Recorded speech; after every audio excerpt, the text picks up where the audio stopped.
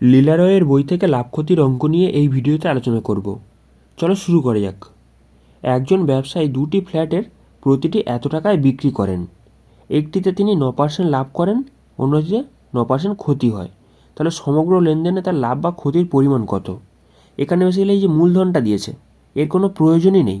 এখানে basically A plus B plus A B by 100 এই formula apply করে দিলে তোমাদের অ্যান্সার চলে আসবে। এখানে বেসিক্যালি 9% প্রথমে লাভ হয়েছে, তাহলে এখানে প্লাস 9, তারপর এখানে ক্ষতি হয়েছে 9%, সেক্ষেত্রে মাইনাস 9, তারপর এখানে প্লাসে মাইনাসে মাইনাস 9 ইন্টু 9 ডিভাইড বাই 100। সেক্ষেত্রে দেখো এখানে এই 9 প্লাস মাইনাস কেটে যাচ্ছে, তারপর এখানে কত পড়ে আছে মাইনাস 9 9 81। আর এখানে বেসিক্যালি নিচে দুখানা শূন্য আছে, দুটো ঘর আগে পয়েন্ট বসে যাচ্ছে, মানে এখানে 0.81 আর মাইনাসটা সাইন হয়েছে বেসিক্যালি হ্রাসের। এখানে কত হ্রাস হয়েছে 0.81% এখানে হ্রাস হয়েছে। Option B correct answer. একটি ঘোড়া ও একটি গরুর প্রতিটি 12,000 টাকায় বিক্রি হয়েছে। ঘোড়াটি 20% লাভে এবং গরুটি 10% ক্ষতিতে বিক্রি হয়। উভয় ডিলে লাভ বা ক্ষতির পরিমাণ কত? এখানে বেসিক্যালি দুটোই 12,000 টাকায় বিক্রি করা হয়েছে। তাহলে আমি যদি সেলিং প্রাইসটা দেখি সেক্ষেত্রে 12,000 টাকায় দুটো জিনিস বিক্রি হয়েছে। তাহলে আমি যদি টোটাল টাকাটা দেখি 2 দিয়ে গুণ করে দেবো, সেক্ষেত্রে 24,000 টাকায় জিনিসটা বিক্রি করা হয়েছে। এখানে দেখো একটা জিনিস 20% লাভে, একটা জিনিস 10% ক্ষতিতে বিক্রি করা হয়েছে। সেক্ষেত্রে দুটো যদি 12,000 টাকায় বিক্রি হয়, ধরো 100 টাকা কোনো জিনিসের দাম, সেটার 20% লাভ হয়েছে, তাহলে সেটাকে কতয় বিক্রি করা হয়েছে? 120তে বিক্রি করা হয়েছে। তাহলে আমি যদি কস্ট প্রাইসটা বার করতে চাই সেক্ষেত্রে দেখো এখানে বেসিক্যালি 120 দিয়ে ভাগ করে দিচ্ছি, আর 100 দিয়ে গুণ করার অর্থ কী হচ্ছে কস্ট প্রাইস বেরিয়ে যাচ্ছে। ঠিক আছে, তারপরের ক্ষেত্রে দেখো গরু বিক্রি করে 10% ক্ষতি হয়েছে। 100 টাকার জিনিস যদি আমি 90তে বিক্রি করি তবেই তো আমার 10% ক্ষতি হবে। সেই রকমই এই যে 12,000 টাকা এটাই বিক্রি করেছে, এটা বেসিক্যালি 90-র ভ্যালু, আর আমি যদি 100 দিয়ে গুণ করে দিই সেক্ষেত্রে কস্ট প্রাইস পেয়ে যাব। তাহলে এখানে দেখো দুটো যদি আমি যোগ করি টোটাল কস্ট প্রাইস আমার হাতে চলে আসছে। সেক্ষেত্রে দেখো টোটাল কস্ট প্রাইস কত হচ্ছে এখানে সিপি। ঠিক আছে, টোটাল কস্ট প্রাইস কত হচ্ছে এখানে 120 দিয়ে এটা 100 বার কেটে যাচ্ছে। তাহলে এখানে এটাকে গুণ করলে একের পিছনে 1 2 3 4। আচ্ছা, এখানে একটা শূন্য কেটে যাচ্ছে, 3 3 9, 3 4 12, দুখানা শূন্য।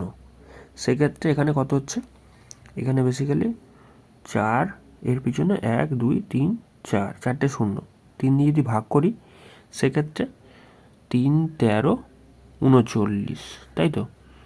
আর এখানে 1 0, সেক্ষেত্রে আবার 3 3 9, আবার এখানে 1 0, 3 3 9, আবার এখানে 1 0, 3 3 9, এখানে বেসিক্যালি আবার 1, মানে এখানে 0.33 চলতেই থাকবে। ঠিক আছে, সেক্ষেত্রে টোটাল কস্ট প্রাইসটা কত হচ্ছে, এক সাইডে বেরিয়ে গেছে তোমার 10,000 টাকা, আর এক সাইডে কত হচ্ছে 13,333.3।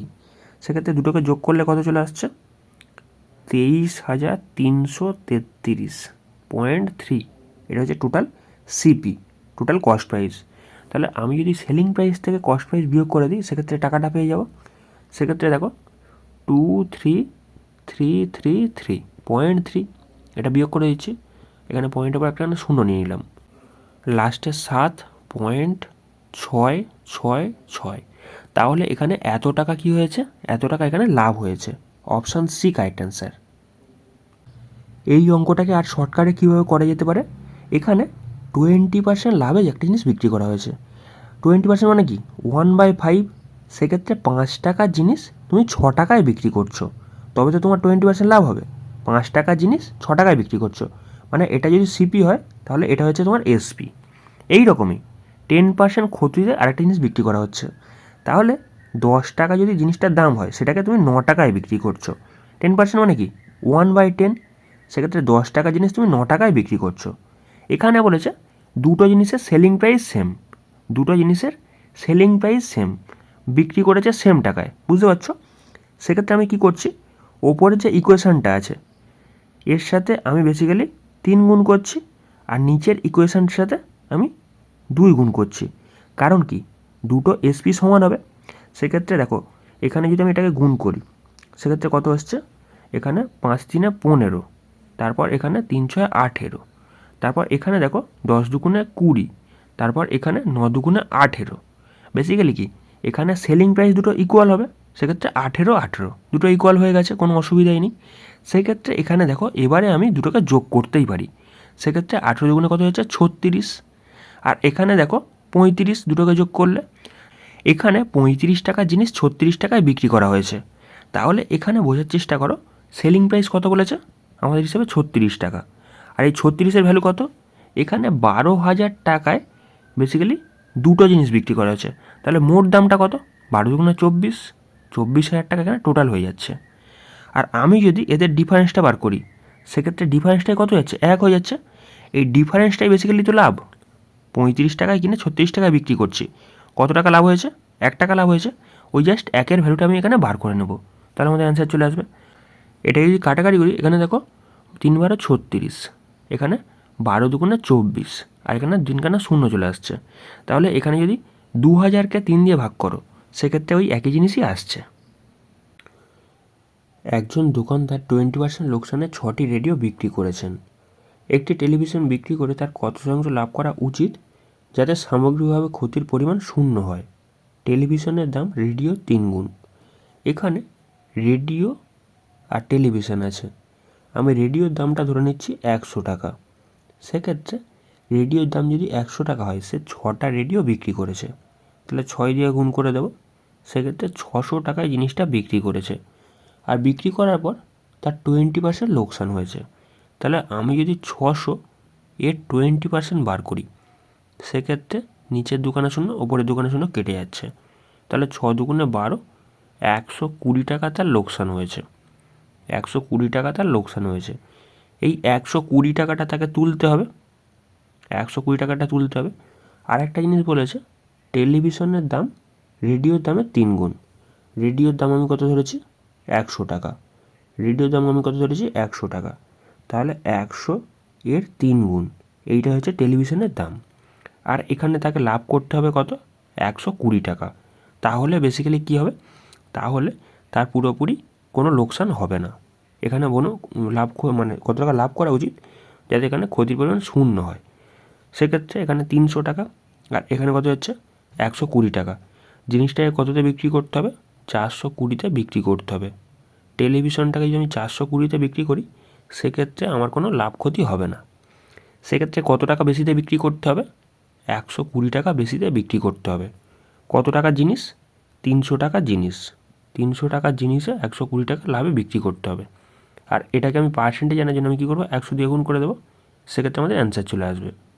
এই দোকানে শূন্য এই দোকানে শূন্য কেটে যাচ্ছে, 3 দিয়ে কাটলে 3 4 12, একখানা শূন্য চলে আসছে, তাহলে তাকে 40% লাভে টেলিভিশনটাকে বিক্রি করতে হবে, তাহলে তার ক্ষতির পরিমাণ শূন্য হয়ে যাবে।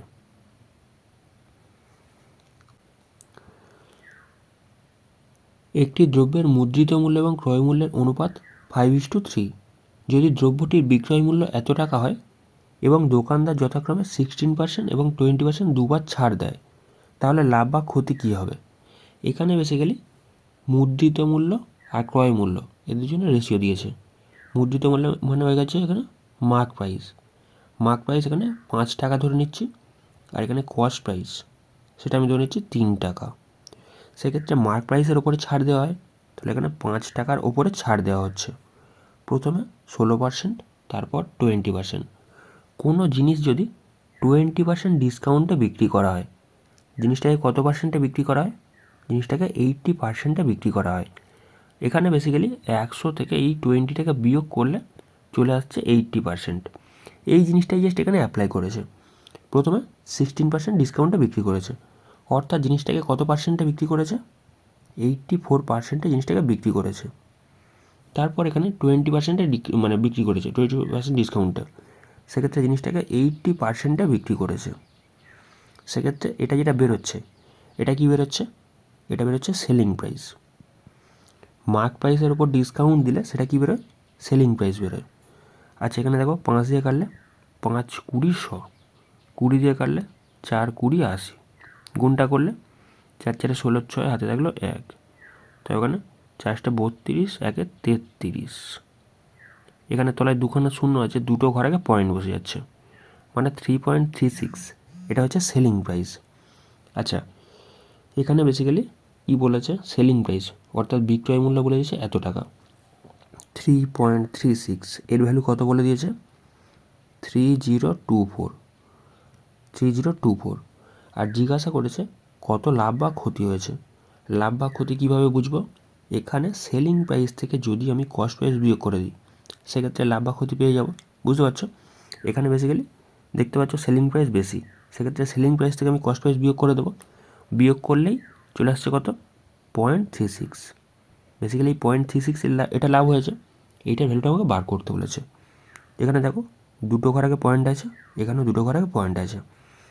এবার যদি আমি এটাকে 4 দিয়ে কাটি, 4 লং 36, 4 দিয়ে কাটলে এখানে 4 8 32, 4 4 16, 3 দিয়ে কাটলে 3 3 9, 3 দিয়ে কাটলে 3 2 6, 3 8 24, 4 দিয়ে কাটলে 4 7 28, 4 দিয়ে কাটলে এখানে 4 7 28, এখানে 4 5 20, 4 6 24। আচ্ছা, এখানে যদি 7 দিয়ে কাটি, সেক্ষেত্রে 7 1 7, দুটো সংখ্যা লাগার জন্য একটা শূন্য, 7 8 56। তাহলে এটাকে গুণ করলে আমাদের অ্যান্সার চলে আসবে কত হচ্ছে, এখানে 3 8 24 4। আচ্ছা, এখানে 2 লেবে যাবে, শূন্য আছে, 3 1 3। তাহলে এইটাই অ্যান্সার। এটা দেখো কোথায় আছে, অপশান ডিতে আছে। Option D correct answer. Ram একটা দ্রব্য বিক্রি করার সময় 10% ছাড় দেওয়ার পরেও এত % লাভ করে। দ্রব্যটি তিনি ধার্য মূল্যে বিক্রি করলে তার লাভের হার কত হবে? এখানে বেসিক্যালি কোনো জিনিস মার্ক প্রাইসের উপর ডিসকাউন্ট দেওয়া হয়। আচ্ছা, তোমাদের দুটো জিনিস ক্লিয়ার রাখতে হবে। সেলিং প্রাইস ইজিক্যাল টু হয়ে যাচ্ছে মার্ক প্রাইস মাইনাস ডিসকাউন্ট।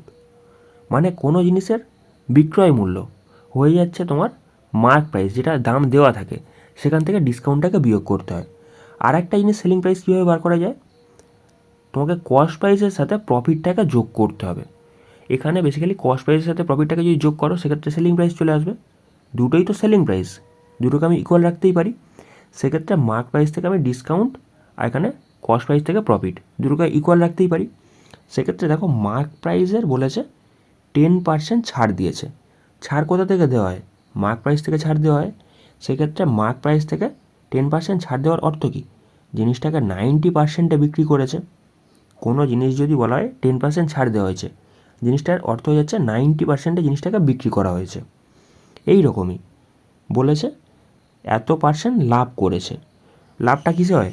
লাভটা বেসিক্যালি কস্ট প্রাইসের উপর লাভ হয়। সেক্ষেত্রে কস্ট প্রাইস ইন্টু 112.5। জিনিসটা তো নিজে থেকেই 100%, আর এত % প্রফিট, সেক্ষেত্রে এত %। এটা বেসিক্যালি বেরিয়ে যাচ্ছে কি, সেলিং প্রাইস। দুটোকে আমি ইকুয়াল রাখতেই পারি, 100 100 কেটে যাচ্ছে। তাহলে এখানে mark price divide by cost price, এদের রেশিও কত চলে আসছে? এখানে 112.5 আর নিচে 90। তাহলে এখানে কতর গ্যাপ?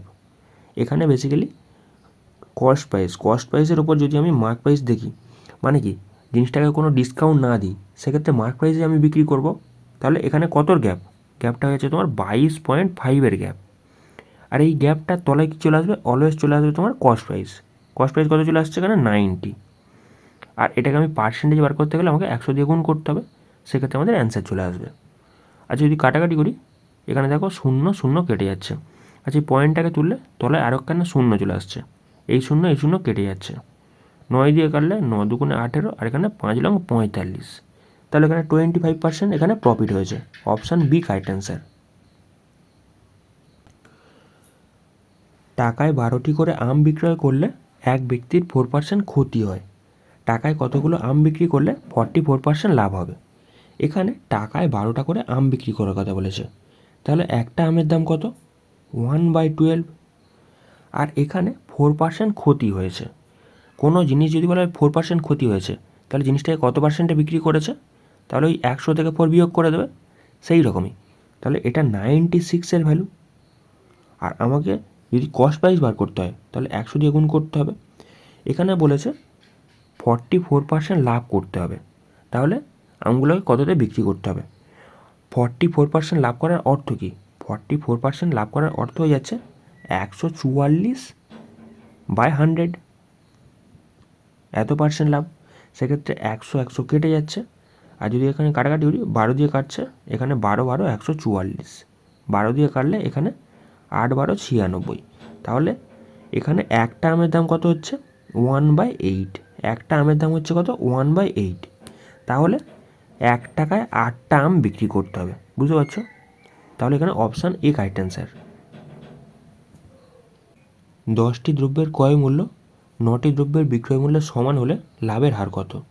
এখানে 10 CP ইজিক্যাল টু বলেছে 9 SP সমান, এখানে ক্রয় মূল্য আর এখানে বিক্রয় মূল্য, কস্ট প্রাইস আর সেলিং প্রাইস। সেক্ষেত্রে কস্ট প্রাইস আর সেলিং প্রাইস এদের রেশিও কত চলে আসছে 9/10। কোনো জিনিস 9 টাকায় কিনে 10 টাকায় বিক্রি করছো, তাহলে কত টাকা লাভ হচ্ছে 1 টাকা লাভ হচ্ছে। আর এখানে কত টাকায় কিনেছো 9 টাকায় কিনেছো, আর এখানে পার্সেন্টেজ আনার জন্য আমি কী করতে হবে 100 দিয়ে গুণ করে দিতে হবে, সেক্ষেত্রে আমাদের অ্যান্সার চলে আসবে। এটাকে সলভ করলে 11.19% এখানে লাভ হয়েছে, অপশান বি কারেক্ট অ্যান্সার। একজন অসৎ ব্যবসায়ী 10% লাভে কোনো দ্রব্য বিক্রয় করে, কিন্তু দ্রব্যটির পরিমাণে 1 কিলোগ্রামের পরিবর্তে 900 গ্রাম দেয়, তখন ওই ব্যক্তির লাভ বা ক্ষতির হার কত হবে?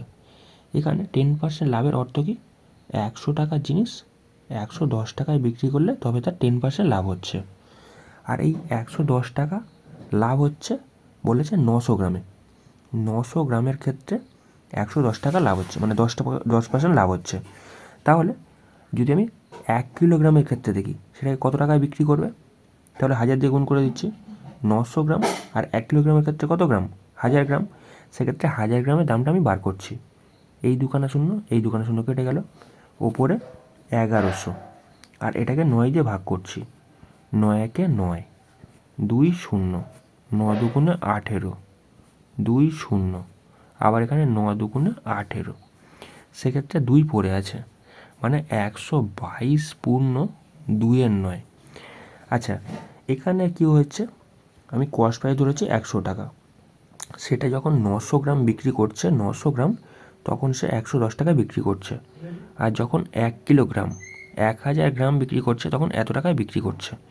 সেক্ষেত্রে কত টাকা লাভ হচ্ছে 22/2, এত পার্সেন্ট লাভ হচ্ছে, বুঝতে পারছো?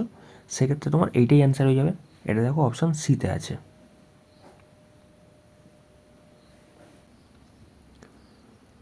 কোনো জিনিসের বাজার দর তার ক্রয়মূল্য অপেক্ষা 20% বেশি।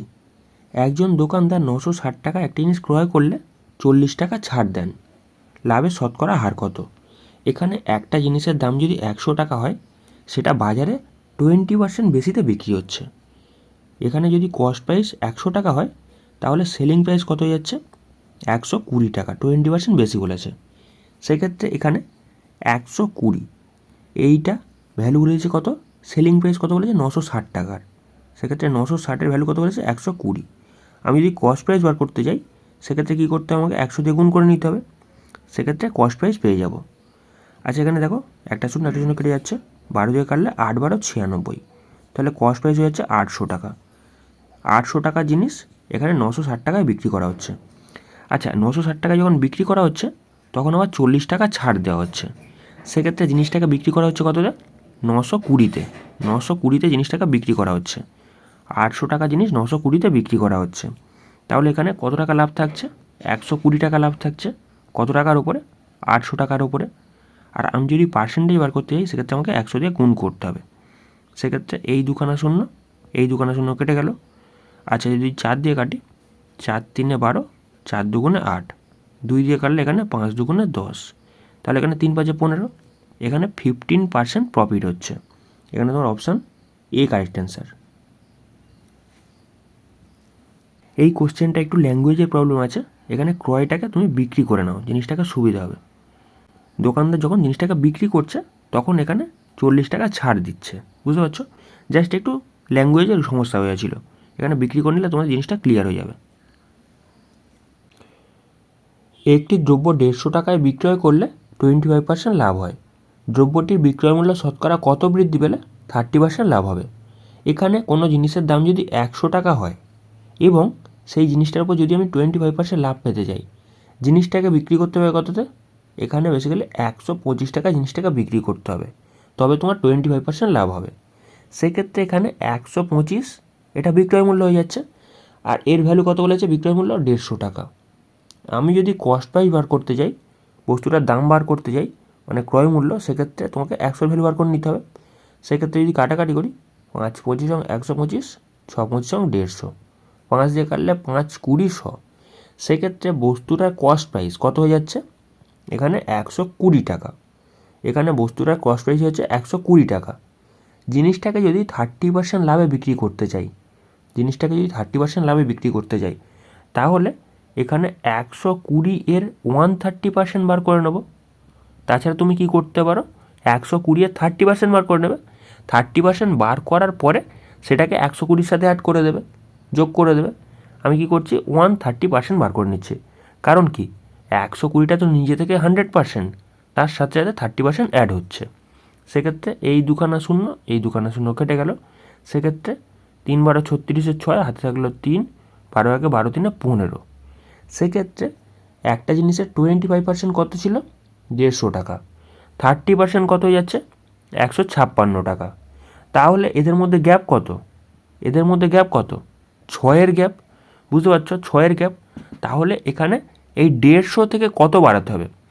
কোশ্চেনটা পড়ো, দ্রব্যটির বিক্রয় মূল্য শতকরা কত বৃদ্ধি পেলে 30% লাভ হতো? সেক্ষেত্রে 150-র ওপরে 6 বাড়াতে হবে। 150 টাকা দাম ছিল, সেখান থেকে আমাকে 6 বাড়াতে হবে, আর এটাকে আমরা পার্সেন্টেজে বার করতে বলেছে। সেক্ষেত্রে এইটাকে সলভ করলে তোমাদের অ্যান্সার চলে আসবে। আচ্ছা, এখানে দেখো 50 দিয়ে কাটছে, 50 দুগুণে 100, এখানে 50 3 150, 3 দিয়ে কাটলে 3 দুগুণে 6, সেক্ষেত্রে 2 দুগুণে 4, তোমার 4% ইনক্রিজ করতে হবে।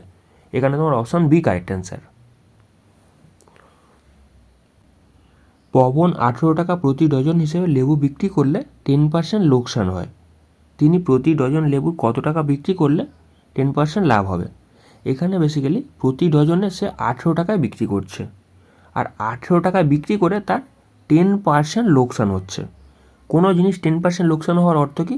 জিনিসটা 90%-এ বিক্রি হচ্ছে। তাহলে এখানে 90-র ভ্যালু কত বলে দিয়েছে? 18।